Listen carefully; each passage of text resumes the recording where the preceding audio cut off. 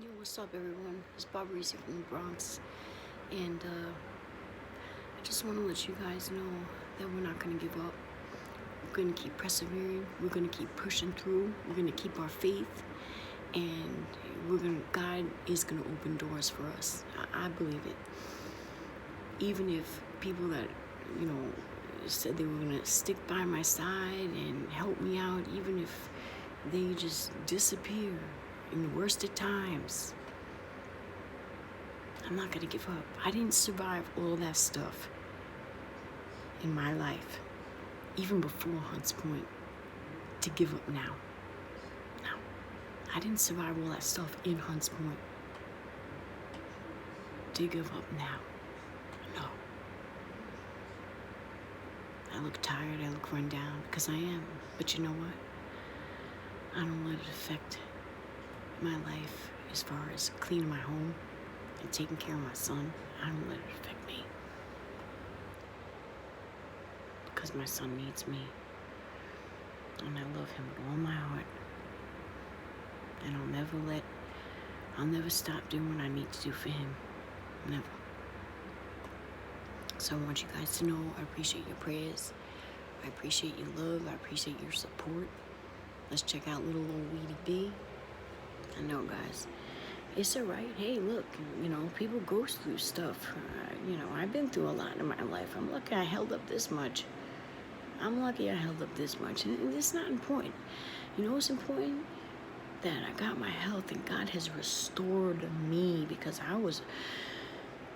when this first happened, when he first lost his job, I was having, the panic attacks came back full force. My blood pressure went whoop. It was bad. And I got on my knees. I said, Lord, please. I said, I can't. Nothing can happen to me. My son needs me. My son loves me. I love my son with all my heart. I said, Lord. And the Lord, the next day, because I was laying in bed next to Weedy B, and I was having, palpitations, panic attacks, all of it. And my blood pressure was so high, the medication wasn't working. And I started crying out to the Lord, not where my son, because when I cry out to the Lord, I don't get hysterical around my son. I would never display that in front of him. But I humble myself.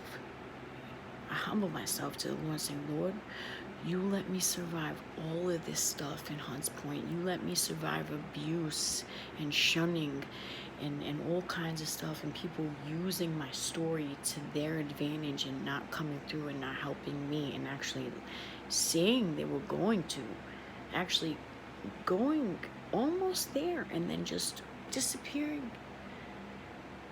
Yes, I'm not even going to say nothing.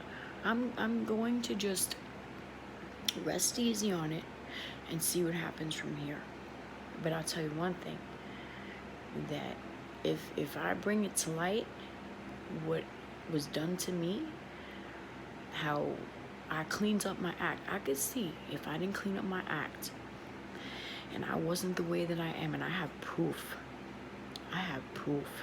tangible proof that I cleaned up my act, and how I come out and take care of my son and stay positive and want to help other people, and people first and foremost lie and say they're gonna help, and then out of nowhere just turn their face on me, and then the other one actually comes to my home and says all this stuff, and then just disappears like it would never even happen. It's like they wanted to get my permission to know they were in the clear, but guess what? That doesn't excuse the fact of what you promised on camera, and I have everything. I recorded everything. It's okay. I'm not going to dwell on that. I can't. This is what I dwell on. My little boy. My little Weedy B. Look at my baby.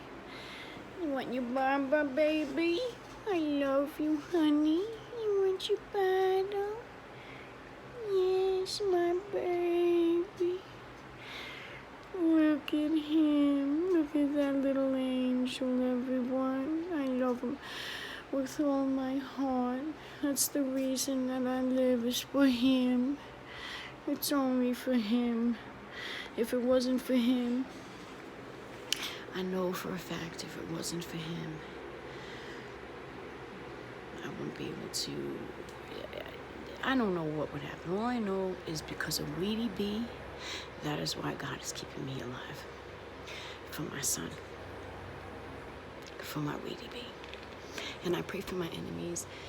I pray for people that, just do the things that they do to people that have been used and abused enough in their life, and actually just use them again and act like that they're good people and they're activists, want to help.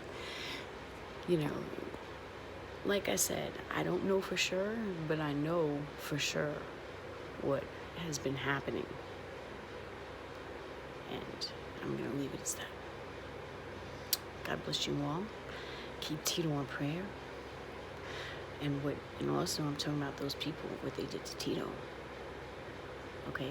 They made him think that he was going to become union. And then one day before coming union, the guy calls him in his office.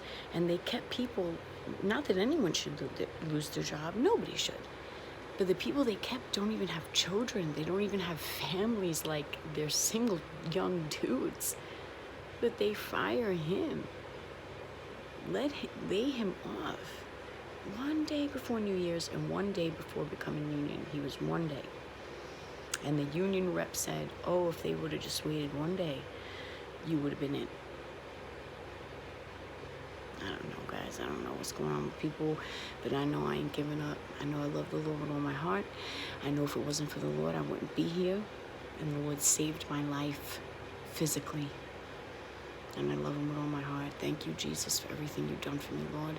And I pray for my enemies. I pray for the children of the world. I pray for the less fortunate, because I am fortunate. I have a roof over my head. I have food to eat. I have my beautiful son. I have my health because of God. I have Tito, and I'm standing by Tito's side, and I'm not going to give up on him. And if anybody wants to keep making remarks about him, look, nobody's perfect.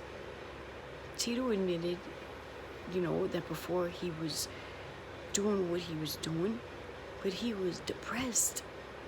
And he's doing really good now. A lot of people started to drink because of this pandemic. He stopped. So who the hell do you think you are? Look at me. I was a drug addict. At least he was never that. He's a good man. He saved me from Hunts Point. So what you gotta say about that?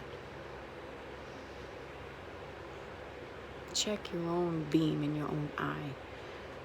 Cast the first stone if you have not sinned. I don't think so. God bless you guys. Thank you all for standing by us. And I'm keeping you all in prayer. God bless you.